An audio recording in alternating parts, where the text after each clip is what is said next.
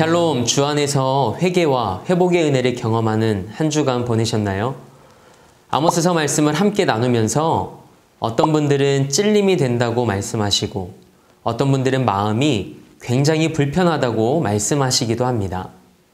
하나님의 말씀은 우리에게 평안과 소망도 선물하지만 때로는 불편하고 찔림이 되어 오늘의 나를 하나님 앞에 바로 서게 하기도 합니다.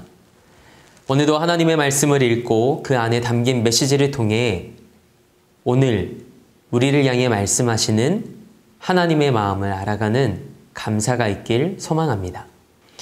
우리는 지난주에 하나님 경외하는 마음을 회복하고 우리의 정욕과 탐심을 십자가에 못 박는 삶을 결단했습니다. 그리고 번영신앙을 버리고 하나님의 뜻을 바로 알아가길 소망하는 시간을 가졌습니다. 오늘은 아모스서 6번째 시간으로 하나님의 말씀을 들어야 삽니다 라는 주제로 이 시대를 향해 말씀하시는 하나님의 말씀에 귀 기울이고자 합니다. 아모스서 4장 말씀 안에서 우리 삶을 향한 그분의 마음을 발견하길 원합니다. 아모스 선지자가 하나님의 메시지를 선포할 당시 북이스라엘은 행복한 모습으로 가득한 사회처럼 보였습니다. 적어도 그들에게만큼은 그랬습니다. 경제적으로 안정되어 있었고 걱정거리도 없었습니다. 게다가 그들은 신앙생활에도 열심히 있었습니다. 아침마다 하나님을 예배했고 3일마다 11조 예물도 드렸습니다. 사마리아 사람들의 특징은 아무 고민이나 염려 없이 지극히 행복하고 편안했다는 것입니다. 그런데 하나님께서는 집안에 있는 사마리아의 부인들을 갈고리로 하나씩 찍어내어 먼 땅에 집어 던지시겠다고 말씀하십니다. 두려운 말씀입니다. 그런데 하나님께서는 왜 이들을 편안하게 내버려 두지 않으시고 갈고리로 끌어간다고 하셨을까요? 그들의 행복은 하나님 없는 행복이었기 때문입니다. 하나님께서 이스라엘 백성들을 택하신 것은 아무 걱정 없이 편안하게 살라고 그러신 게 아니었습니다. 매일매일 어려움이 있고 문제가 있지만 하나님만 의지하고 살게 하시기 위해서 택하신 겁니다. 하나님 한 분만 붙들고 살아가게 하시기 위해서 말이죠. 그런데 하나님 없이 행복하고 하나님 없이 편안하며 신앙이 한낱 액세서리로 전락해버릴 때 하나님께서는 갈고리로 그들을 끌어내시겠다고 말씀하십니다. 사람들은 저마다 안정되고 편안한 삶을 원합니다. 그래서 M4 세대를 살아가며 젊은 나이에 안정된 직장에 들어가 집을 장만하고 돈을 모으는 사람을 행복한 사람의 기준으로 생각합니다. 그러나 그와는 전혀 다른 삶의 방식이 있습니다. 하나님만 의지하며 사는 삶입니다. 이것을 구약시대의 표현대로 하자면 율법에 순종하며 사는 삶이고 신약시대의 표현대로 하자면 성령의 인도를 따라 사는 삶이라고 할 수 있습니다. 하나님 안에서 안정된 삶이란 매일매일 하나님을 의지하지 않으면 살 수 없는 삶입니다. 때로는 우울감에 시달리지만 오직 말씀이 이끄는 대로 살아가고 때로는 경제적인 어려움에 부딪히기도 하지만 끝까지 말씀 하나 붙들고 사는 삶입니다. 아모스 선지자는 오늘 기록된 말씀에서 하나님의 메시지를 듣는 청중들을 바산의 암소들이라고 칭합니다. 4장 1절 말씀입니다. 여기에서 사마리아의 산에 있는 바산의 암소들은 과연 누구를 의미할까요? 바산은 요단강 건너편에 있는 아주 비옥한 땅입니다. 바산에서는 농사를 짓거나 물건을 나르기 위해 소를 기른 것이 아니라 식용으로만 길렀기 때문에 소들이 전부 기름지고 살이 쪘습니다. 사마리아의 산에 있는 바산의 암소들은 1차적으로 사마리아의 부유층, 부인들을 가리키는 말이었습니다. 우리가 지난 아모스서 5강에서 살펴본 침상이나 비단 방석을 깐 걸상이나 상하궁은 전부 부유층 여인들과 관련 있는 것들입니다. 사마리아의 여인들은 걱정거리가 없었습니다. 왜냐하면 물질적으로 부족한 것이 없었기 때문입니다. 그래서 얼굴이 바산의 암소들처럼 윤택했습니다. 이것이 중요합니다. 지금까지 이스라엘을 지탱해온 것은 여인들의 영성이었다고 해도 과언이 아닙니다. 이스라엘 백성들 중에 늘 깨어있는 사람들은 어머니들이었습니다. 삼손의 경우에도 아버지 마노아보다 어머니의 신앙이 깊었고, 사무엘의 경우에도 아버지 엘가나보다 어머니 한나의 영성이 더 깊었습니다. 여인들은 이스라엘에서 부흥의 불길을 꺼지려 할 때마다 다시 기도의 불을 붙이는 역할을 했습니다. 그런데 사마리아에는 그런 기도의 여인들이 없었습니다. 믿음의 여인들이 가진 특징이 무엇일까요? 기도입니다. 가정을 위해 눈물로 기도하는 것입니다. 그들은 자신의 몸을 단장하려 하지 않았습니다. 물질적인 안락보다는 하나님의 은혜를 더 사모했습니다. 그들은 사치와 거리가 멀었습니다. 단지 믿음으로 자신을 장식했습니다. 그리고 그들에게는 기도가 생명이었습니다. 믿음의 여인들은 신앙교육도 중요하게 여겼습니다. 자녀들을 믿음으로 바르게 가르쳤고 남편을 바른 길로 인도했습니다. 감당하기 벅찬 상황 속에서도 하나님의 말씀대로 살려고 몸부림치는 모습이야말로 이스라엘 여성들의 아름다운 보석이었습니다. 그러나 사마리아의 여인들에게서는 그런 아름다움을 찾아볼 수가 없었습니다. 그렇다면 사마리아의 여인들은 어떻게 이런 경제적인 여유를 얻게 되었을까요? 그것은 가난한 자를 학대하며 궁핍한 자들을 압제해서 얻은 부였습니다. 그러나 자녀를 신앙으로 양육하고 남편을 기도로 세워주는 가정의 선지자였던 여성들이 사라지자 나라와 사회의 기초가 무너져 버린 겁니다. 이때 하나님께서 하신 말씀이 4장 2절 말씀입니다. 하나님께서는 자신의 거룩함을 두고 반드시 이 말씀대로 이루시겠다고 말씀하십니다. 왜 사마리아에 이런 일이 일어났을까요? 하나님께서 자기 백성들에게 원하시는 것은 이런 식으로 잘 사는 것이 아니었기 때문입니다. 하나님께서 원하시는 것은 가난하든 부유하든 변함없이 하나님의 말씀을 사랑하는 것입니다. 오히려 우리 삶이 넉넉해지면 가난하고 소외된 이웃들에게 관심을 갖고 그들을 돌보아 주어야 합니다. 룻기에 나오는 보아스를 보십시오. 그를 통해 하나님 나라에서는 넉넉해질수록 더 바빠져야 함을 깨달아 알게 됩니다. 하나님께서 왜 나에게 이런 물질적인 안정을 주셨을까 생각하며 나보다 더 어려운 사람들을 돌봐야 합니다. 그것이 하나님 앞에서 자신에게 주신 사명을 감당하는 것입니다. 4장 3절 말씀에서 아모스 선지자는 2절의 말씀을 더 구체적으로 설명합니다. 사마리아 성은 무너질 것이고 여인들은 그 무너진 틈으로 끌려나와 하르몬이라는 곳에 던져질 것이라고 선포합니다. 하나님의 말씀대로 사는 길을 버리고 이 세상에서 잘되고 풍족하게 사는 길을 택한 사람들의 결과입니다. 하나님께서 자기 백성들을 택하신 목적은 안정된 생활을 하게 하시려는 데 있지 않습니다.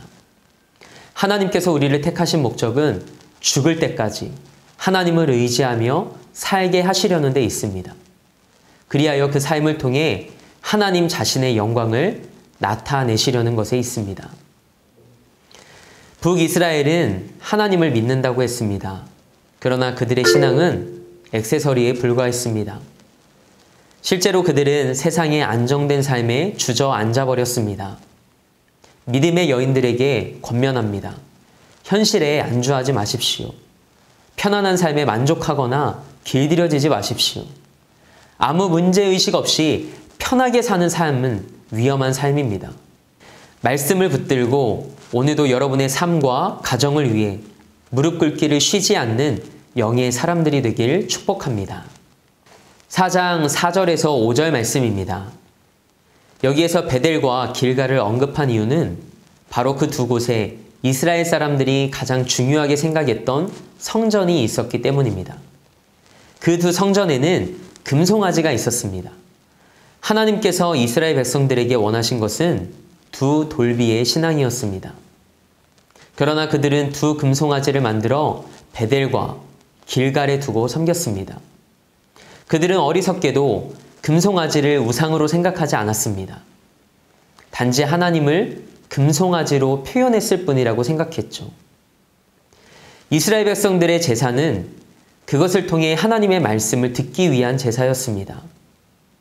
이스라엘 백성들이 죄를 지으면 하나님께서 말씀하지 않으셨기 때문에 먼저 죄를 고백하고 제사를 드렸습니다. 그들에게 제사는 하나님의 말씀을 듣기 위한 준비 과정이었습니다. 그런 의미에서 하나님의 백성들이 누릴 수 있는 최고의 복은 하나님의 말씀을 듣는 것입니다.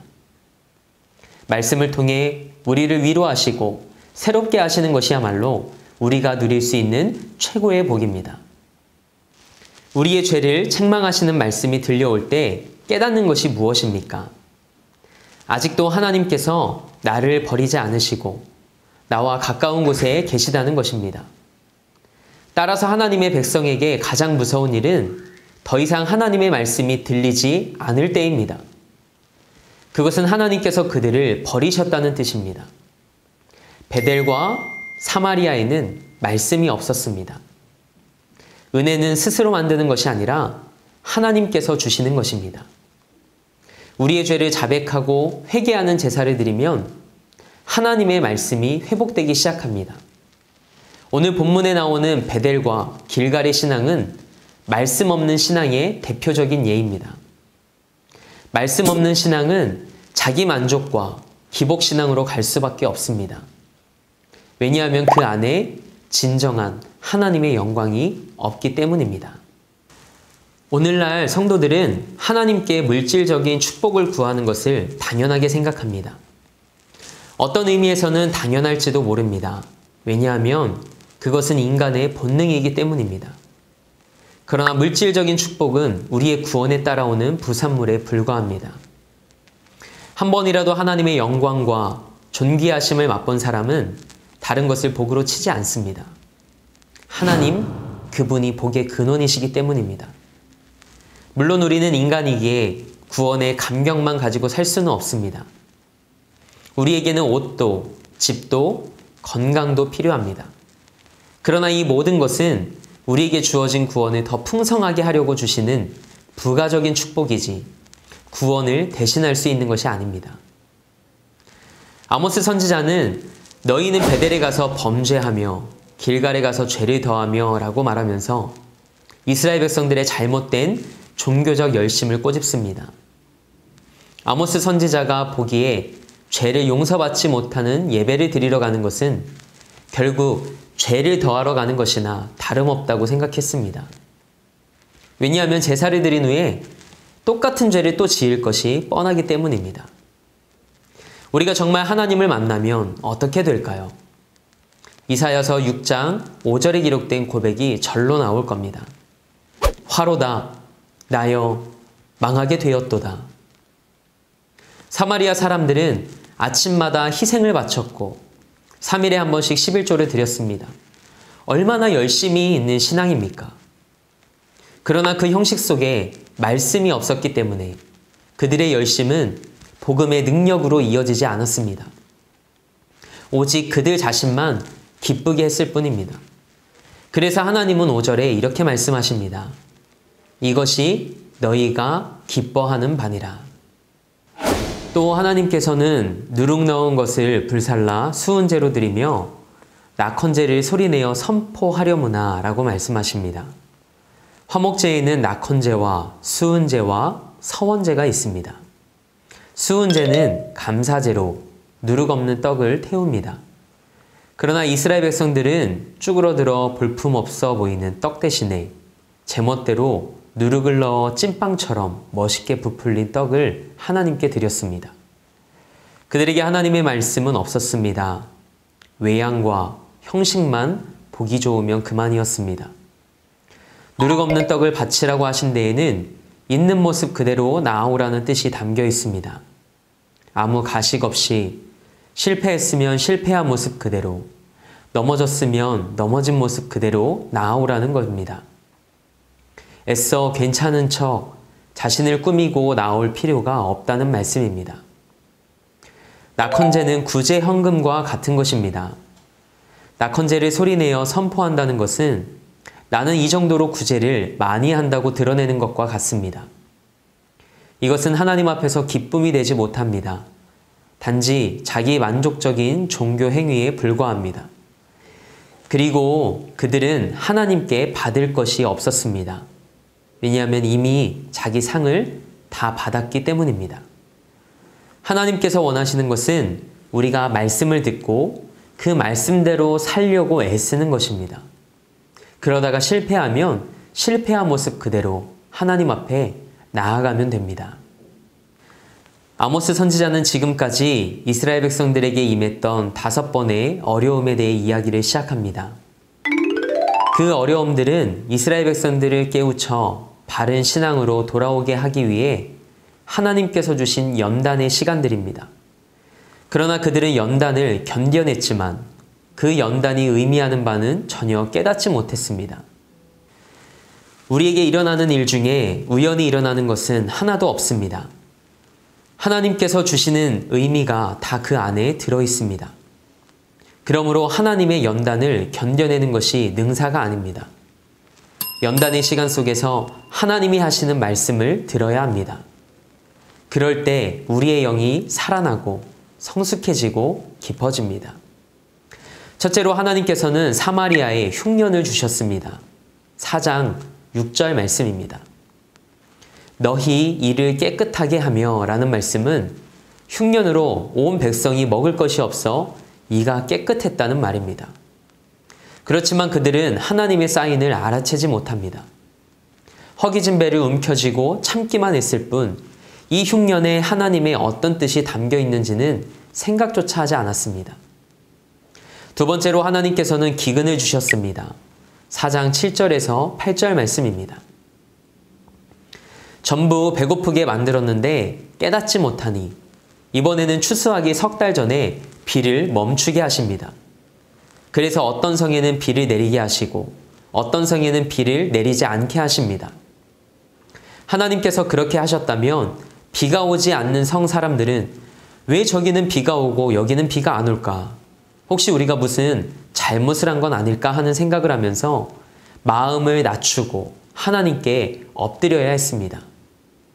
그러나 안타깝게도 그들에게는 그런 모습을 찾아볼 수 없었습니다. 비가 오지 않는 성 사람들은 비틀거리며 이웃성에 찾아가 몇 모금의 물을 얻어 마시고는 그대로 지나가 버립니다. 그리고 비를 내리신 성에 사는 사람들은 그들대로 우리는 비가 오니까 다행이다 라고 하면서 아무것도 깨닫지 못합니다. 눈을 열고 보면 온 천지에 하나님의 마음이 묻어나 있습니다. 사랑한다고, 돌아오라고. 그러나 그들의 눈이 어두워서 그것을 보지 못하고 느끼지 못하고 깨닫지 못했습니다. 세 번째로 하나님께서는 곡식을 마르게 하는 재앙과 병충해를 주셨습니다. 9절 말씀입니다. 하나님께서는 병충해를 보내서 양식을 전부 먹어버리게 하셨습니다. 중요한 식물은 다 사라져버렸습니다. 팥중이는 메뚜기의 일종으로 아주 무서운 해충입니다. 팥중이가 오면 남아나는 것이 하나도 없다고 합니다. 그런데도 그들은 그런 상황 속에서 왜 이런 일이 일어나는지 생각하지 않았고 하나님께로 돌아가지도 않습니다. 그 외에도 하나님께서는 여러 가지 방법으로 사마리아를 심판하셨습니다. 10절에서 11절 말씀입니다. 연병을 일으키고 전쟁과 진동하는 악취로 그들을 견디지 못하게 하십니다. 그리고 소돔과 고모라를 무너뜨리셨던 것처럼 지진도 일으키셨습니다. 그래서 그들은 불붙는 가운데 빼낸 나무 조각같이 되었습니다. 시커멓게 그을려 버린 거죠. 그런데도 그들은 하나님께로 돌아오지 않았습니다. 하나님은 아모스 선지자를 통해 말씀하십니다. 너희가 내게로 돌아오지 아니하였느니라. 여호와의 말씀이니라. 그래서 마지막으로 잘 살게 해주었더니 마치 바산의 암소들처럼 온갖 사치와 허영을 다 누리면서 가난한 자들을 박해했습니다. 이들이 이토록 많은 어려움을 겪으면서도 깨닫지 못한 것은 그 중심에 하나님의 말씀이 없었기 때문입니다. 그들은 수많은 재앙들을 당하면서도 깨닫지 못했습니다. 말씀을 듣는 것이 이 수많은 재앙을 당하지 않고 살아날 수 있는 길입니다. 말씀을 듣는 것은 절대 시간 낭비가 아닙니다. 하나님을 의지하지 않으면 단 한순간도 살지 못하도록 하나님께서 계속 말씀을 들려주시는 것이야말로 복 중에 가장 큰 복입니다. 하나님께서는 그것을 깨닫게 하시고자 그들에게 온갖 어려움을 허락하셨습니다. 그래도 깨닫지 못하니까 마지막 방법으로 실컷 축복해 주십니다. 하나님의 사랑을 깨닫게 하시려는 하나님의 계획이었습니다. 그런데 그들은 자기들이 잘해서 하나님이 축복해 주시는 줄 알고 그 축복에 그대로 안주해 버렸던 것입니다. 결국 아모스 선지자는 이렇게 선포합니다. 4장 12절 말씀입니다. 그러므로 이스라엘아, 내가 이와 같이 내게 행하리라. 내가 이것을 내게 행하리니 이스라엘아, 내 하나님 만나기를 준비하라. 아멘. 이제 이스라엘에게 남은 것은 하나님을 만나는 것뿐입니다.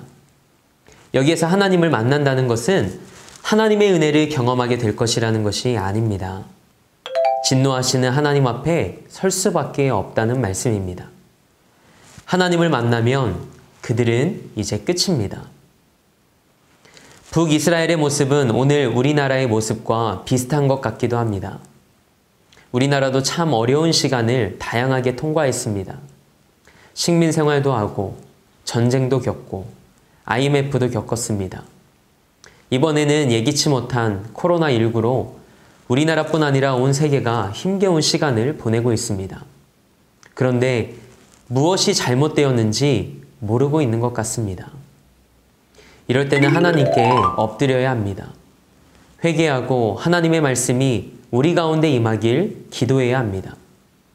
우리에게 말씀하시는 하나님의 음성에 귀 기울여야 합니다. 그분의 본심을 분별해야 합니다. 하나님께서는 우리에게 완전한 것을 요구하지 않으십니다. 하나님께서 원하시는 것은 내 말을 듣고 내게로 돌아오라는 것입니다. 하나님께서는 오늘 말씀을 통해 여러분에게 무엇을 말씀하고 계시는 것 같습니까? 말씀 앞에서 여러분이 느끼고 있는 바로 그것입니다. 하나님은 그것을 원하십니다. 고민하지 마십시오. 그리고 주저하지 마십시오. 하나님의 사인을 알아차리고 연단의 시간 속에서 하나님의 말씀을 듣고 돌이켜 그분 앞에 정직하게 서는 것입니다. 그럼 삽니다. 오늘 이 시대를 바라보며 정죄하기보다 이것이 나의 죄임을 고백하며 회개하는 은혜가 있길 원합니다. 회개의 영이 임하여 이 세대와 이 땅이 새로워지는 은혜를 경험할 수 있길 소망합니다. 다음 주에는 아모스서 5장 말씀을 통해 오늘을 살아가는 우리에게 말씀하시는 하나님의 음성에 귀 기울이는 시간을 갖고자 합니다. 한 주간도 지금 우리에게 말씀하시는 하나님의 진리의 말씀을 듣고 여러분의 영혼과 생명이 살아나는 은혜가 있길 축복합니다. 마음 다해 축복합니다.